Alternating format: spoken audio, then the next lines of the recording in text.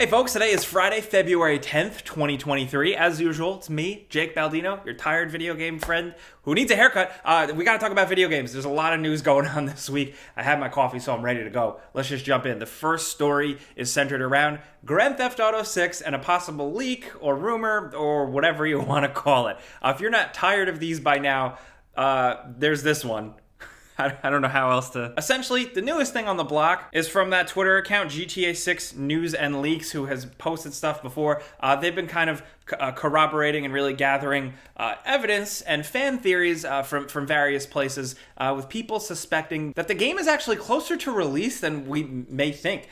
They've used the word imminent, which I think is crazy. I don't know. So here's the deal. A lot of this stuff is taken off of information from the leaks and like the state of the game and looking into development stuff like the state of the UI and certain little things in the code where I think it's hard to judge because we don't know exactly how they work internally. I feel like every development studio is different. So I feel like to just look into like what we've gotten from those leaks and try and surmise something, I feel like the technical level is only one aspect of it where there's still the marketing, the Take-Two stuff, and all that nonsense. Still, like what they've gathered, it is compelling. It's fun to read along and it seems like, yeah, they might be onto something, but I don't know. I'm skeptical at this point of any GTA 6 rumor, leak, assumption, anything. There's something like every week. I mean, the websites are even calling this one not really a leak, but more of just a fan theory. But I'd love to be wrong, and I'd love for the speculators to be absolutely right. That'd be really, really cool. But the fact that like we haven't really gotten a real reveal of the game yet, I don't think they're going to just surprise drop a Grand Theft Auto game. Can you imagine that? Can you imagine? I can't. I literally can't imagine that. I can't even see them pulling a Fallout 4. No, that's. I mean, I can't see them doing it. yeah. If GTA 6 just surprise dropped, it could heal the world. Hey, everybody do crime in the game. So that's where I'm at. I'm taking it with a grain of salt. I'm a little skeptical, but still, if you think I'm wrong, feel free to tell me. Also, if you want to read up on it, everything I talk about today, all the news stories and stuff will be linked in the description down below. Next up, we got some new details about Star Wars Jedi Survivor. Thanks to IGN getting like an exclusive hands-on or preview type thing. We know two big new features, specifically mounts playing an important role in the game, like being able to ride creatures and stuff, but also fast travel. As you probably know, things were handled in a much more frustrating manner in the original game.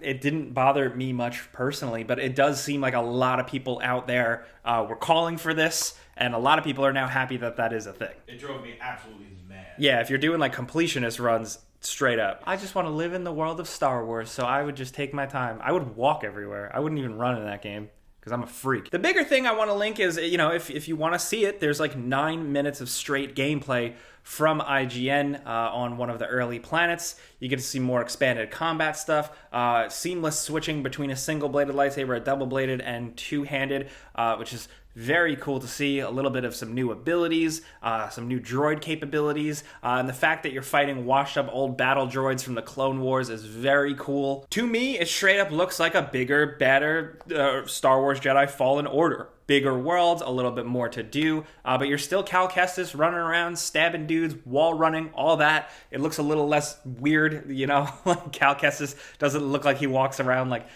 Woody from Toy Story now. Completely putting my bias on the table. Since I was a child, just diehard Star Wars fan, so I'm excited no matter what at this point. So if you want to check that out, like I said, all that's linked in the description down below. Shout out to IGN for that coverage. But we do have some pretty good coverage from Video Games Chronicle on what's going on with Xbox and the Activision Blizzard thing. As you guys know, the deal, the big like record-breaking acquisition right now is still in like the regulator debating investigation stage. Regulators from governments across the world are looking into this, and the UK has come out with something. Like many other governments, this regulatory agency within the UK has been investigating this and looking into this for about 5 months, and they've released a kind of provisional statement about it that kind of throws a little bit of warm water on the deal. What a wet blanket on the deal? What do? You cool something down?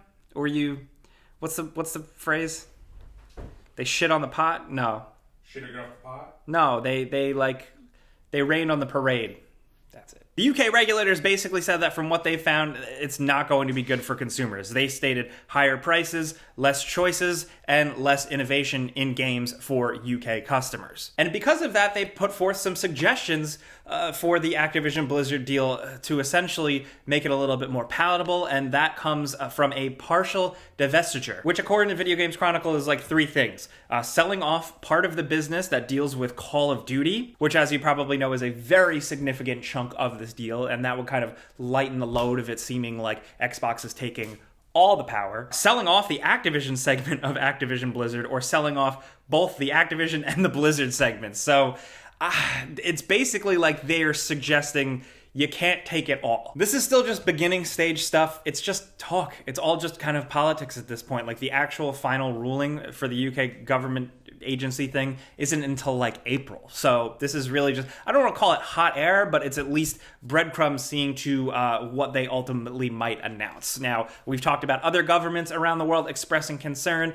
This is probably one of the bigger, more crackdown statements so far, with them coming and specifically saying, what if you buy it all, but like then you don't take Call of Duty? Very curious to see how this pans out. Like I said, I don't really have a horse in the race. It's just this massive corporation. Like, it's hard for me to even understand. I'm also not very smart with this type of stuff. So let me know what you think. If somebody, like one of you guys, has a bigger stake in the whole console war thing, let me know how you feel about that. Ultimately, I'm just sitting at the sidelines with my plastic consoles and I'm just eating hot Cheetos and watching. Hey, next up, this episode is sponsored by Eureka Ergonomic.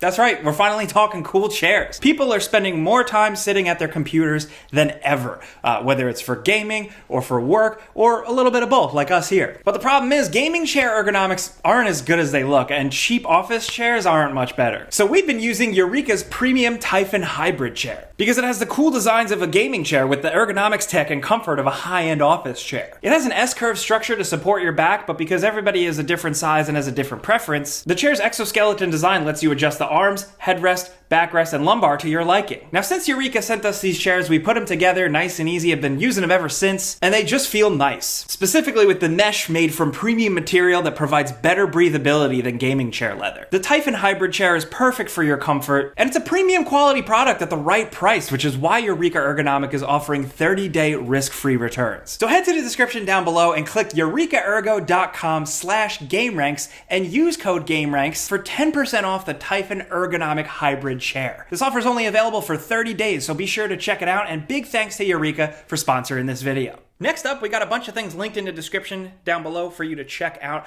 including a statement from the developers behind Wo Long Fallen Dynasty of the fact that we're getting a demo pretty soon, towards the end of February. February 24th on all the platforms, and you're going to be able to transfer that save to the full game if you end up liking it, which always love to see. Demos are good. That transparency is good. Like I said the same thing for Spoken, where like I wasn't crazy about the game, but I'm really glad that Square Enix at least put out a demo. They were straightforward with what the game was, so people were able to decide for themselves weeks ago. Also, Hogwarts Legacy is dropping this week, and we did put out a before you buy for that. So I will link that down below if you want to check out Hogwarts Legacy. And unfortunately, The Last of Us Part 1 PC release did get pushed a little bit, so you PC gamers are going to have to wait a little bit longer. It's going to be March 28th now. It wouldn't be a week without a delay of something. And in an interesting shift, something that I'm curious to see what you guys think, Sons of the Forest is now not just like releasing in the end of February, it's releasing in early access. They said specifically that they're doing it this way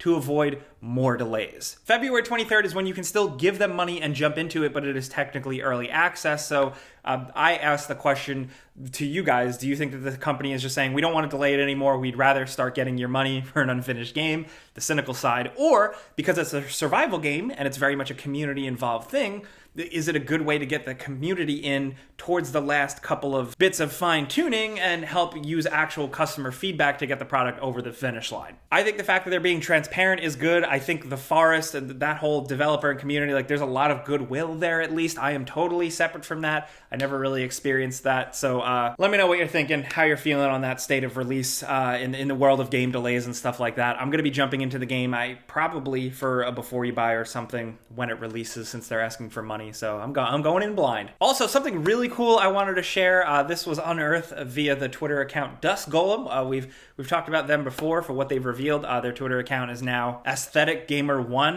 But what they have here is unused concept art for different versions of Resident Evil 7. It turns out Resident Evil 7 could have looked very different in the early stages. It looked at one point, according to this art and according to them, it was going to be focused around like Leon and Sherry in a fictional Europe, kind of piggybacking off of 6. And it seems very different, but just very much like what Resident Evil was at that time. Just more of that. I'm sure the reception of 6 is what put the axe to some of this, but the concept art is still really cool. I love this whole what if stuff. We also got a little bit of concept art at an early look or an early design of the Baker residence, which in this concept art looks completely different, but also still just as cool. I'm always a fan of this stuff coming out years later and seeing what could have been for some of our favorite games. This was so cool. I love that people were sharing this stuff, so I had to link that down below. In some wild news, man, Valve has been up to stuff. I mean, like, we love what they've been doing with the Steam Deck, but, like, they've been talking about game stuff here and there, and most recently now, it looks like they are updating a 15-year-old game. Yeah, Team Fortress 2 is getting a substantial update.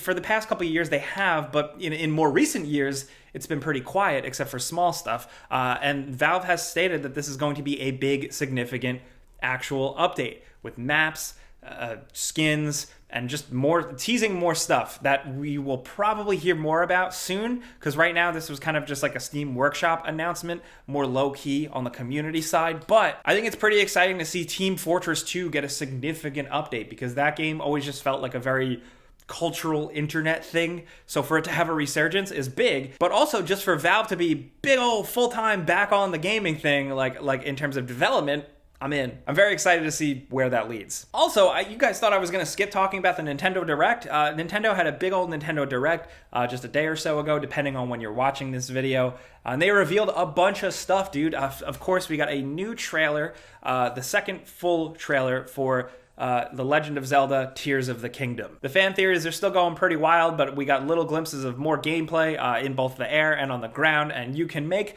a kind of Banjo-Kazooie nuts and bolts flying weird car thing. So, cool. Also, a lot of grumbling because Nintendo is officially making the move to $70 games. Tears of the Kingdom, if you're in the United States, is going to retail for $70 US. Let's all just sigh together for our wallets real quick. Also, they just surprise dropped Metroid Prime Remastered after so much talk and rumors. Yeah, woo! It's not like a trilogy thing. It's just the first game, but it is digital only right now for $40. So there's that. But there is going to be a physical release soon. And from what we've seen so far, I can't wait to jump into it this weekend. But early talks, it's seeming like it's actually like more than just kind of an up-res. Like, they actually remade some things, but it looks pretty faithful. I'm really excited to jump into that with an updated control scheme and all the stuff you'd expect. I absolutely loved Metroid Prime back in the day when it released. It was so immersive, eerie, cool, and a great translation of the Metroid gameplay to a totally different perspective. It blew my mind back in the day. I think it was like the reason I went out and got a GameCube. Along with that, we also got a new fresh look at Pikmin 4, which looks very Pikmin, of course. Also, Ghost Trick, Phantom Detective, the return of Professor Layton, that creepy guy in his weird hat. I just never trusted Professor Layton. There's something about him. I don't know what it is. Also, some heavy expansion pass reveals for Xenoblade Chronicles 3, Fire Emblem Engage, and a pretty big breakout for Splatoon 3. Also, if you're a Nintendo Switch Online subscriber, Game Boy games are getting added to the service, which is pretty cool. And then for the extra, like the expansion pass plus thing where Nintendo milks you for even more money, that's going to have Game Boy Advance games, which is also pretty cool. Game Boy Advance is awesome. I didn't have one, so this is going to be good. I mean, I've been playing Game Boy Advance games on emulators for years, but I played a ton of WarioWare last night. Yo, WarioWare is the best. Okay, kids, listen up. If you're getting this thing, go play the original WarioWare and experience whatever that is. Video game greatness, I'd say. There were a lot of other announcements for some smaller games worth checking out, like newer looks at the Dead Cells Castlevania thing and some visual novel stuff. So all that, of course, will be linked in the description down below with the full Nintendo Direct presentation. But we gotta go and wrap this up. I am working on a bunch of game reviews before you buys for the coming weeks, so keep your eyes peeled. The grind continues. The grind probably continues for you guys, so hope you have a nice weekend. But let me know first what you think in the comments about all the news stories, from the GTA6 fan theories and speculation to the Activision Blizzard Microsoft deal to the Nintendo Direct stuff to, of course, what you're playing this weekend. There'll be a pinned comment. Be sure to let us know, just for our research purposes. Thank you. But that's it. If you like getting caught up on the news here with us in a casual, fun way every Friday, clicking the like button helps. We've been here forever. We appreciate you. Thank you. I'm Jake Baldino. Have a great, safe weekend. Pizza's on me.